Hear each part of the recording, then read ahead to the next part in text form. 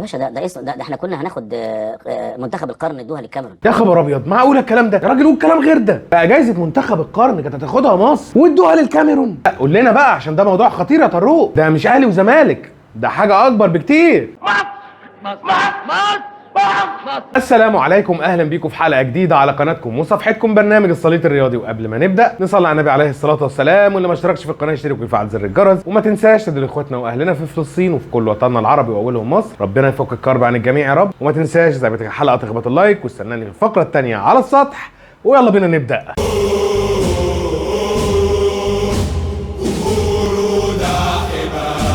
قبل ما نتكلم ونقول اخبارنا، عندي كلمه عايز اوجهها لبعض الناس وخصوصا العاملين في المجال الاعلامي. ربنا سبحانه وتعالى بيقول: واذا خاطبهم الجاهلون قالوا سلاما. قلبك عامر بالايمان. لا والصراحه يا غندره، انت من امبارح ولا بتصح على صفحتك ولا في الراديو ولا في البرنامج بتاعك ولا اي حاجه، ولا بتغلط في الراجل اللي ما قالش اي حاجه تستدعي التنطيط بتاعك ده ولا اي حاجه. الواد ده عبيط يا اخواني. اي انسان عاقل متربي بيضمن انه يملك نفسه ويملك لسانه. طب هل تقدر تملك لسان غيرك؟ مستحيل. عشان كده ربنا بيدينا الحل. نعمل ايه لو حد اخلاقه سمحت له انه يخاطبنا بجهل؟ هل هتنزل لمستواه؟ لا طبعا. الرد بيعكس قيم ديننا. سلامة، يعني يا تسكت يا ترد رد مسالم، ما تنزلش لمستوى اللي اعتدى عليك. كمان ثقافتنا العربية بتقول نفس الشيء. المتنبي وكلنا عارفين قيمته، مش مجرد شاعر عباسي كبير، لا، في يعني مثقفين كتير بيعتبروه اكبر شاعر عربي على الاطلاق. ورغم ان المتنبي كان معروف اعتزازه بنفسه لدرجة الغرور يعني، الا انه بيقول: واذا اتتك مذمتي من ناقص فهي الشهادة لي بأني كامل. اراهنك ان كنت تعرف المتنبي قبل ما يكتبوا لك الكلمتين دول، وانت باين قوي انك عمال تقراهم من الاوتو كيو اللي قدامك، ويا ريتك حتى عارف تقولهم صح. ايه يا عم كل الهري ده؟ وبعدين هو مين اللي ناقص ومين اللي كامل؟ هو مين اللي عمال يغلط من اول امبارح ويقول على التاني مونولوجيست وفاشل ودمه تقيل ومش عارف ايه؟ مش انت؟ الراجل قال كلمه بهزار في برنامج، وتقريبا يعني الكلمه دي حقيقه يعني الناس كلها متفقه عليها. ايه بقى الهيصه اللي انت عاملها دي كلها؟ لو بتقول في الاخر انك مش هترد ومش هتنزل للمستوى وبتستشهد بآية كريمة انت ذاكرها في غير موضوعها اساسا، وبعد ده كله بتقول ما ردتش. امال لو كنت رديت كنت هتعمل اكتر من كده. ايه انت عبيط يا ابني. وبعدين هو مش انت لسه جايب سيرته من كام يوم وبتتريق عليه لما قلت لو سيد عبد الحفيظ وروتيتش اشتغلوا في الاهلي هيطردوا كام مره في الموسم؟ مش هنا لقحت عليه؟ ايه المشكله بقى يعني؟ مالك سخنان ليه؟ طب قبل كده ميدو طلع من كام سنه وقال عليك انت بتتكلم بتقول ان انت راجل شغال في زد، انت كنت هتموت وتيجي تشتغل في زد، وكلمت طوب الارض ان انت تيجي تشتغل مدير كرة في زد، والناس رفضت لان هي عارفه ان انت تافه. قال عليك اهو تافه، مش حتى دمك تقيل، وما عملتش كل الصياح ده ولا رديت عليه اصلا. المستشار كان بيقول عليك كده. يا غندور، يا انا اسف يعني اسف يا قزم، انتهت القصه، مش هتقدر تولع في نادي الزمالك. يا نهار اسود. طبعا مع تحفظنا على الكلمه والتنمر، بس انت عملت ايه وقتها؟ ولا حاجه. اشتغلت معاه وكنت بتقول له ليل نهار يا سياده المستشار، وكنت بتغني له كمان مرتضى يا مرتضى. مرتضى. فمالك يا حبيبي؟ اهدى شويه، ده انت اوفر قوي. المهم بقى خلونا نسمع رسالة الحكيم خالد الغندور للإعلام الوحش بتاع الإفيهات والفتن. بدون خوض في تفاصيل واسماء اشخاص، عندي تساؤل مشروع كاعلامي بيفكر معاكم بصوت عالي. يا ترى المنصه الاعلاميه زيها زي البيت والنادي والشارع والقهوه، ولا ليها اصولها وبروتوكولاتها الخاصه؟ اكيد الاجابه معروفه. كفايه اننا بندخل على الناس بيوتهم، ولازم الوقت ده نضمن قدام ربنا ان الناس استمتعت، استفادت، فكرت، اتسلت. ومش عيب ابدا يكون في فن او اعلام للتسليه، لكن مش معقول ندخل على الناس بيوتهم عشان نشتم او نتنمر او نلقح بالكلام او نكيد ونحفل. لا شيء.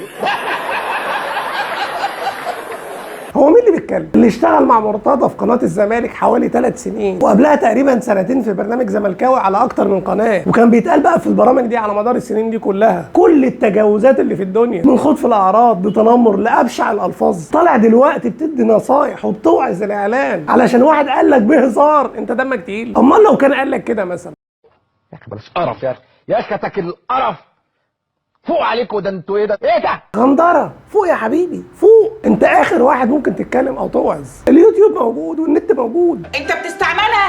هو انت بتكلم ناس غيرنا مش موجودين؟ ده انت تاريخ يا راجل، ده انت لسه ملقح على زيزو اول امبارح بالجعان على صفحتك. ده انت بيجح قوي.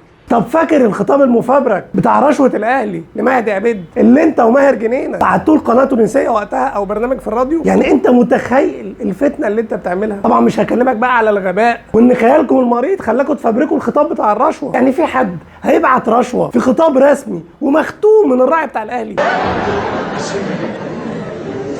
متآمر وهبل.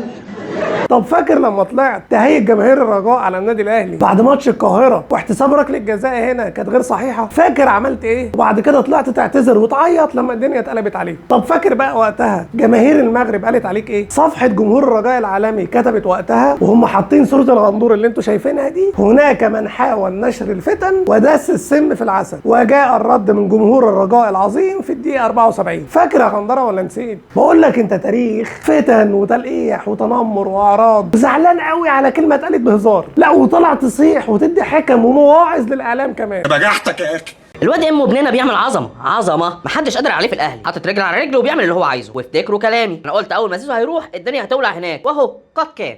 تاني يا هايف يا تافه تاني. يا ابني هو انت ما عندكش غير بقنا الحمضانين دول؟ كل يوم تطلع تهبط، يا اما في لايف يا اما في بوست على صوره بتاريخ فيك. كل يوم تطلع تعمل لايف 30 40 دقيقه للكلام على ميزو وامام عاشور. يعني نفسي افهم هتفوق امتى من الصدمه اللي انتوا خدتوها؟ هتفوقوا امتى وتقتنعوا ان امام وزيزو بقوا لعيبه في الاهلي؟ هتفوقوا امتى وتتاكدوا ان امام انتوا اساسا مش في دماغه؟ يا عديم الكرامه اللي لسه طالع تقول ابننا امه. انت فاكر امام احتفل ازاي لما سجل فيك؟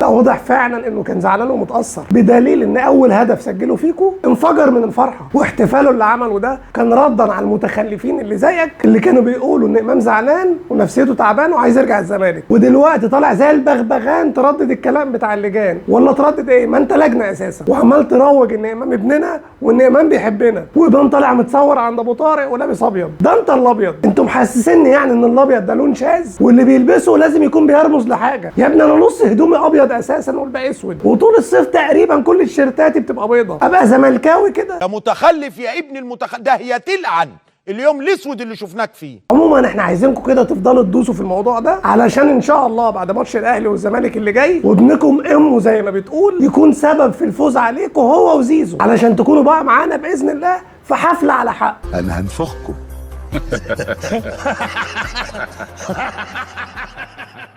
المهم بقى ان التافه ده اللي اسمه ميزو بعد البوست اللي انتشر امبارح بتاع صوره امام عاشور في كشري ابو طارق، نزل صوره لكشري ابو طارق وقال لك انا بكره هتغدى عند ابو طارق، احتفالا يعني بان ابو طارق بيقصف جبهات الاهلي او بيحفل على الاهلي. فيقوم ابو طارق بقى يعمل ايه النهارده؟ ينزل بوست اعتذار للاهلي وجمهوره. وهقرا لكم بس ايه حته صغيره، بيقول لك ايه: فوجئنا بالزج باسمنا في شد وجذب بين الجماهير على السوشيال ميديا واستغلال منشوراتنا وتصميماتنا من خلال بعض الصفحات لنشر الفتنه الكرويه والتعصب بين جماهير الاهلي والزمالك، والزعم كذبا باننا نسيء لكيان كبير في الكره المصريه وهو كيان النادي الاهلي العظيم تحديدا، ذلك الكيان الذي نكن له كل الحب والاحترام والتقدير ناديا ومجلس اداره ولاعبين وجماهير عظيم، وهو نفس ما نكنه لكيان نادي الزمالك العظيم ناديا ومجلس اداره ولاعبين وجماهير. فالراجل هو حتى لو اخطا او حتى لو ادمن الصفحات عنده كان زودها فهو طلع اعتذر. فمش عارفين بقى ميزو الدجال التافه اللي كان فرحان بالتحفيل ده امبارح هيروح يتغدى النهارده عنده زي ما قال ولا هيرجع في كلامه؟ استحاله طبعا. وفي حاجه كمان يا ميزو، انا عايز افكرك بحاجتين. الحاجه الاولى ان برضه ابو طارق قبل كده كان منزل بوست وبيقول ان هو اكبر قلعه كشري في مصر، تفتكر ده كان اسقاط على مين؟ وحاجه ثانيه في بيان اعتذاره النهارده قال جمله كده في اخر البيان عايزك تبقى تقول لي تفسيرها: ننتظر جماهير الكره المصريه بمختلف انتماءاتهم في قلعه الكشري الاولى في مصر والعالم العربي. بروح اشوف البقاله، اكبر بقاله في مصر. فيما يتعلق بقصه المحكمه الرياضيه بيراميدز والاهلي، شوف القضيه دي بتضم 5 اطراف: اتحاد الكوره، الرابطه، الاهلي، بيراميدز، الزمالك. اتحاد الكوره ارسل وقال انا ماليش علاقه بالموضوع، انا راجل هم كلهم تحت مظلتي بس انا مش طرف في هذا النزاع، اي حاجه بتدار باللوائح، والرابطه طبقت اللوائح في هذا الامر. رابطه الانديه هي كمان وقفت على الحياد وقالت انا طرف محايد وايدت القرارات من وجهه نظري. الاهلي جاب محكم، بيراميدز جاب محكم، ولكن المفاجاه الكبرى في هذا الامر انه الزمالك انسحب من القضيه. الزمالك انسحب من هذه القضيه. ليه انسحب؟ الله اعلم بقى عن علم او ان هو ما كانش قاصد، لانه الزمالك لم يسدد الرسوم بتاعته في هذه القضيه اصلا. يعني بعد كل الصياح والزيطه اللي كنت عاملينها على موضوع خصم ال3 نقط ما دفعتوش رسوم القضيه؟ ايه الكوميديا دي؟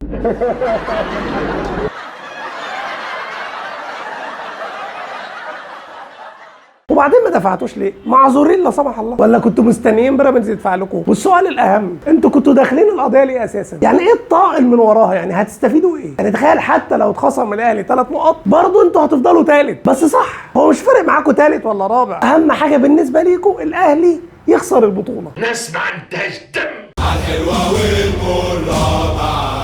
يا باشا ده احنا كنا هناخد منتخب القرن ادوها للكاميرون. يا خبر ابيض، معقول الكلام ده؟ يا راجل قول كلام غير ده. بقى جايزه منتخب القرن كانت هتاخدها مصر وادوها للكاميرون. قول لنا بقى عشان ده موضوع خطير يا طروق، ده مش اهلي وزمالك، ده حاجه اكبر بكتير.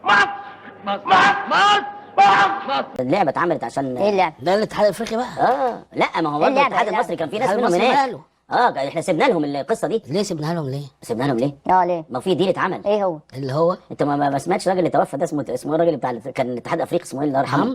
لا مش عمرو. عيسى حياته ولا ايه؟ لا يا عم لا، في واحد كده كان طلع في قناه الزمالك اعتقد وحاجه القصه بالكامل.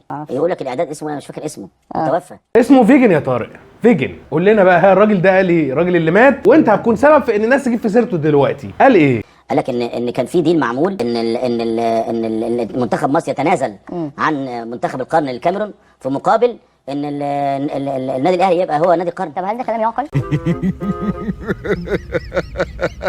انت مش سامع نفسك بتقول يا طروق؟ احنا عارفين انك نجم الكوميديا والهلس كله، بس ده كلام يتصدق؟ بقى في مسؤول سابق في الاتحاد الافريقي هيطلع يقول كلام زي ده في الاعلام على زمايله؟ وفين؟ في قناه الزمالك كمان. طب يا سيدي طلع وقال الكلام ده، الاستاذ مصطفى مراد فهمي هيسمع كلام زي ده عنه ومش هيطلع يرد؟ ولو كان سمع الكلام ده من حد شغال معاه في الاتحاد الافريقي وفي قناه الزمالك وما ردش عليه، معناه انه مش قادر ينفيه انه صحيح. انما برضه في الاول وفي الاخر يا طروق احنا عارفين انك كده كده بتعامل او يعني بتوجه كلامك لجمهور الصفوه. كلنا عارفين بقى جمهور الصفوه لو انت قلت لهم ان الزمالك هيعمل فرع على المريخ وفرع ثالث في زحل هيصدقوك على طول. فبالنسبه للهبده دي عادي، اقل حاجه عندهم ان هم يصدقوا حاجه زي دي اصلا. بس يا طروق ما كانش ليها لازمه الهبده دي ويبقى شكلك كده في الاستوديو يا جدع. ده اخرجه راجل زملكاوي. رواه راجل زملكاوي. ده يا عم ده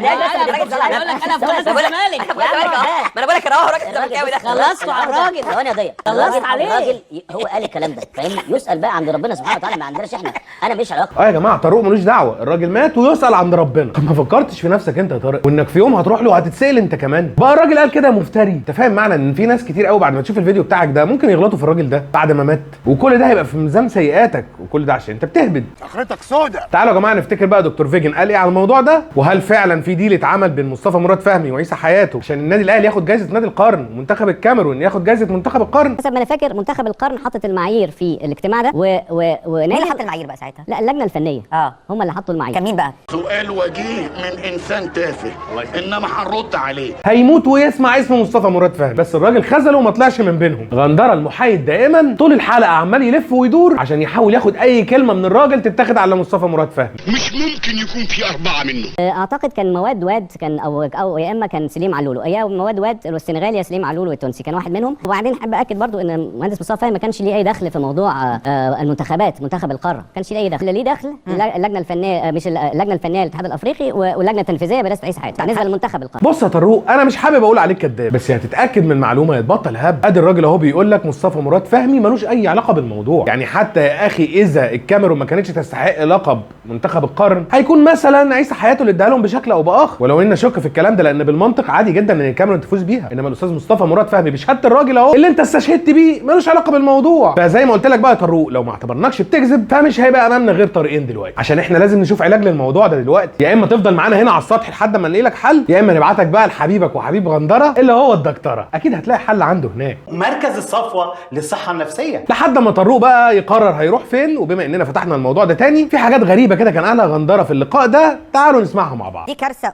كبيره جدا من وجهه نظري، لان عندما تم احتساب منتخب القرن كانت باثر رجعي. يعني سنه 2000 قرروا اختيار منتخب القرن في افريقيا، فقال لك تعالى بقى نعمل النقاط باللي فات. يعني مش بيقول مثلا النقاط اللي جايه دي هتاخد كذا لو خدت بطوله لا، اللي خد خلاص. فممكن اللي بيعمل منتخب القرن يضع النقاط اللي تخلي الكاميرون الاول، مصر الاول، نيجيريا الاول. خلاص هو ممكن يعمل اي نظام يخلي الفريق ده الاول او الفريق ده الاول، لان خلاص البطولات خلصت وانا قاعد شفت كل البطولات اللي اتلعبت، فهختار بقى اللي انا عايزه من منتخبات الافريقيه. ده ايه الفتوح ده كله؟ ده انت مهول. ما شاء الله على نباهتك يا غندره، ايه الذكاء والحنكه والعبقريه دي كلها؟ غندره يا جماعه بيقول لنا ان الكارثه في معايير اختيار منتخب القرن ان المعايير دي اتعملت باثر رجعي، ممكن كده يحطوا المعايير اللي على مزاجهم اللي يخدموا بيها المنتخب اللي هم عايزينه واللي هو الكاميرون. سلام على الذكاء، ولا هتطشت قبل حطه تحتك عشان خاطر الذكاء اللي بينزل منك ما يضيعش على الارض. طب هم دلوقتي يا ابو الغنادير ما حطوش معايير قبل كده، وجم دلوقتي عايزين يعملوا جايزه منتخب القرن، يعملوها ازاي دي من وجهه نظرك طالما هم ما حطوش معايير قبل كده؟ مش لازم يا حبيبي يحطوا معايير عشان يختاروا منتخب القرن، وبعدين ما هم حطوا معايير لاختيار نادي القرن وهديكوا بتصيحوا لحد النهارده. حطوا معايير ولا ما حطوش معايير يا غندره؟ مش من ساعه ما حطوا معايير وانتوا عمالين تقولوا لنا ال7 ولا ال9، مع ان برضه يا غندره في معلومه مهمه في الموضوع ده، وفي الغالب ما فيش كتير من الصفوه عارف المعلومه دي، عشان المعلومه دي عمره ما هيسمعها من اعلام الصفوه من الدجالين والصفر والمتغندرين والهجاصين. المعلومه دي ان هم لما حطوا المعايير دي يا غندره يا حبيبي كان الاهلي الاول بالبطولات وبالنقط، يعني انت ما كنتش في الحسبه اساسا، بس نقول ايه؟ والله ما في زملكاوي فاهم كوره. قالوا بالنسبه لمنتخب القرن من سنه 57 ل 59 كان في 3 فرق بس في البطوله الافريقيه، كانوا بيدوا نقطتين ادوا نقطتين للفائز ونقطه للخسران. من 62 ل 65 3 نقط للفائز، 2 للخسران، والثالث نقطه لان كان في 6 فرق من 4 ل 6 فرق. تمام. وزادوا يعني من 68 ل 90 4 نقط للفائز، 3 للثاني، 2.5 للثالث، الرابع 2. 2.5 للفريق الثالث. 2.5. ايه الغريب في النص يعني يا غندره؟ يعني ايه الكوميدي فيها يعني؟ مش فاهم. انت حكايه امك ايه يالا وربنا، انت من نوع غريب. من 96 سنه 2000 لما كان في 16 فريق، الفائز 5 نقط و4 نقط وهكذا. طبعا غندره وقت ما سمع الكلام ده فضل زي ما انتوا شفتوا كده تريقه واستخفاف وضحك. انتوا عارفين خفه دمه المفرطه، مع ان الكلام ده بيرد على هبده البطولات اللي عمال يهري فيها. منتخب الكاميرون في القرن الماضي معاه 3 بطولات افريقيا، ومنتخب مصر معاه 4. الكاميرون وصلت 4 مرات لكاس العالم واحنا وصلنا مرتين، ده غير ان هم وصلوا لدور الثمانيه في كاس العالم واحنا ما صعدناش، ما كسبناش ماتش اصلا. عايزك بقى تقنعني ازاي فوز الكاميرون يبقى ظلم، وازاي عايزهم يحسبوها بالبطولات بعد اللي انت سمعته من الراجل ده وطريقه حساب النقط. منتخب مصر فاز باول بطولتين وهو لاعب مباراتين بس في كل بطوله، يعني في البطولتين لاعب 4 مباريات، كانوا 3 فرق بس اللي مشاركين في اول بطولتين. عايز تساوي البطولتين دول بالبطولات اللي فازت بيها الكاميرون في الثمانينات او البطوله اللي فازوا بيها سنه 2000 اللي كانت سواء 8 فرق او 16 فريق؟ ازاي بقى؟ انا عايز حضرتك تقنعني ازاي. الوصول لكاس العالم 5 والتاهل لدور ال16 او 8 نقطتين. كل دور تعدي نقطتين. معلش ده انا لو وصلت كاس العالم وعديت المفروض تاخد 8 او 8 صح ولا انا يعني انا دلوقتي كافريقيا عشان كده بص الوصول كاس العالم عادي الوصول لكاس العالم عادي. طب لما هو عادي ما بنوصلش ليه؟ لما هو عادي دايما بتقولوا انجاز ليه ان احنا نوصل؟ لما هو عادي رحت مرتين بس في القرن الماضي ليه؟ والقرن ده رحت مره واحده ليه؟ ومع ذلك ماشي يا سيدي هنقول ان هم هيدوا للي يصعد من دور المجموعات في كاس العالم 8 ولا 10 نقط زي ما انت ما بتقول، مش نقطتين. طب هي مصر صعدت قبل كده واحنا ما نعرفش؟ ما هي برضه يا ابني الكاميرون اللي وصلت لربع النهائي، يعني لو ادوها برضه النقط اللي انت بتقول عليها دي ما هي برضه هتاخد منتخب القرن. مش ممكن يكون في 4 منه. طبعا كل اللي عرضناه ده بيثبت ان غندره جاي بس عشان يطلع الاستاذ مصطفى مراد فهمي انه خاين ومتآمر ويبدي مصلحه الاهلي على مصلحه المنتخب، وانه عمل اتفاق مشبوه عشان الاهلي يفوز بنادي القرن ومنتخب الكاميرون منتخب القرن. كل اللي فات ده ردينا عليه، غير الهبل اللي قاله وردينا عليه برضه، واللي بيثبت عكس نظريته اساسا اللي هي زي ما احنا عارفين دي نظريه ناس بتوع بليله. لا بتوع بليله، ما تكبخش بقى، بتوع بليله. فيفا قررت انها تعمل نادي القرن سنه 2000. قالوا مش انا فاكر ان هو وقتها دخلوا في مناقشات طويله جدا واجتماعات عشان يحطوا النظام ازاي يختاروا نادي القرن. في الاخر قالوا احنا مش هنخش في نظام النقط، احنا هنعتمد على الفوتنج، على التصويت. قالوا قراء الفيفا ماجازين، الاعلاميين والفنيين، ده اللي هناخد رايهم. عشان كده ريال مدريد هو اللي طلع نادي القرن، وريال مدريد لا غبار عليه. هنا السؤال للاهلاويه، ويا ريت تقولوا لنا رايكم في التعليقات. دلوقتي غندره كان عمال يسمع الكلام ده وهو معجب بيه قوي، وبيقول لك ريال مدريد يستحق وكل الكلام ده. الكلام ده هو ان الفيفا او الاتحاد الدولي عمل جايزه نادي القرن في العالم بالتصويت مش بالنقط ولا البطولات. السؤال بقى لو جايزه نادي القرن في افريقيا اتعملت بالتصويت مش بالنقط، كان هيبقى ايه موقف الزملكاويه من المعيار ده؟ احنا هنضحك ضحك مش ضحك. الفتح استمر معاه، ولو ان جوميز خد بالك الاهلي المصري خسر امبارح من بيراميدز ولعب ماتش والراجل غالبا هيمشي. هم كانوا عايزين جوميز، هم اصلا كانوا عايزين جوميز في الصيف، فالفتح عليه ان ياخد باله من الموضوع ده كويس، لان الاهلي خسر خساره وحشه امبارح. الجمهور كان كم مره الاهلي خد مدرب سابق للزمالك؟ ده سؤال لطيف. لا ده سؤال بديهي، يعني اول ما تيجي سيره نادي الفتح تقوم انت قايل جوميز خدوا بالكم الاهلي بيدور على مدرب، ده لسه خسران امبارح ماتش، وقبلها انت والصفوه كنتوا بتقولوا ان الاهلي اللي مشاه من الزمالك وداه السعوديه، معرفش ازاي. فطبيعي بقى انه يسالك هو كم مره الاهلي بقى الوحش ده خد مدربين من الزمالك؟ رد بقى يا بيه، رد. الاهلي بياخد حاجات كتير صفقه للزمالك، يعني الاهلي خد حاجات كتير قوي قوي صفقه للزمالك، ودايما يقول لك يعني مش عايز تدخلنيش في موضوع خلينا ما تخليش في موضوع يعني لا كتير، لا مدرب حصلت محاولات اكتر من مره، بعضها نجح وبعضها لم ينجح. لا هو مدرب يعني كان في مدرب اللي اسمه نيلو فينجادا متدرب هنا معروف، فاز معانا بكاس اسيا واتكلموا معاه بس ما كملتش. جوميز كان قريب جدا من انه يرجع زي تصل في اللعيبه اكتر. يعني ملعب النهارده الاهلي فيه امام عاشور وفي زيزو، اللي هو انت لو بس انت بعد الشر على الجميع، يعني لو حد عمل حادثه عربيه دخل في كوما وصحي من النوم الناس دي اللي جابها هنا انا كنت سايبهم هناك وبتاع، ولسه الايام ما علينا. فالمهم يعني ان في حدث حصل امبارح في القاهره قد يؤثر على موسم الفتح، فديروا بالكم. يا جماعه تكفون. اضحك محمد، اضحك عبد الله، اضحك يلعن، اضحك.